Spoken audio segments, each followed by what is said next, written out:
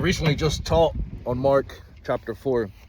And the interesting thing that jumped out on me was not that 75% or more of the chapter is on Jesus's teachings and parables, but it's that all through this chapter, as Jesus is hitting parable after parable after parable, and it's talking to his disciples, teaching his disciples, and they were having a hard time getting it.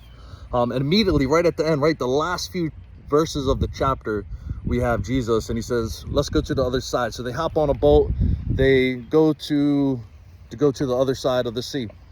And on their way, a storm, a squall arises.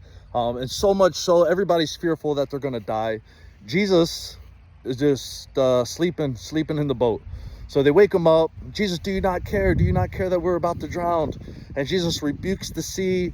And the wind ceases to stop, the waves stop, and they said, who is this? Who is this that even the nature itself obeys, right? And the part of this story, the point of the story is not that we run to Jesus to calm our storms. It's not that we are going to expect Jesus to just come to whatever situation we're in and to make it stop. No, the part of the story was, part of it, Jesus wanted to demonstrate and teach his authority over creation. Right? We see the theme in Mark as he's teaching this theme of his authority. But what I really want to point out is, right, as he's teaching, it really became a life lesson for the disciples, right? They were having a hard time understanding these parables, and Jesus said, let's get out of the class and let's go experience this thing. So he's out here sleeping, kind of testing them, setting up this stage, setting up this scenario intentionally. He knew the storm was coming. He knew how they were going to react, and he took it as an opportunity to teach. And as he taught them, right, they were in disbelief. Their experience came first, then the faith. So oftentimes we need to stop. Instead of running out of the storm, asking God to stop the storm, we need to stop, pause, and ask God to be in the boat with us. God, just be with me.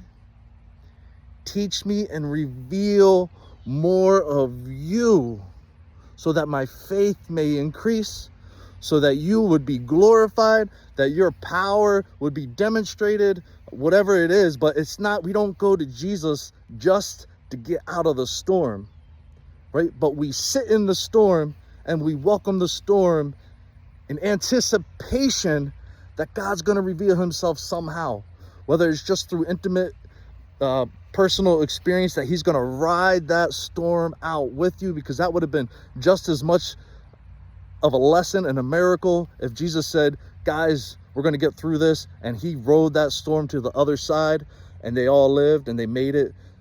He would have been with them. But again, there was a purpose for this story, that Jesus wanted to demonstrate his authority over creation, not to say he's going to calm every storm, but he promises he will endure and he will be with you in that boat for every storm.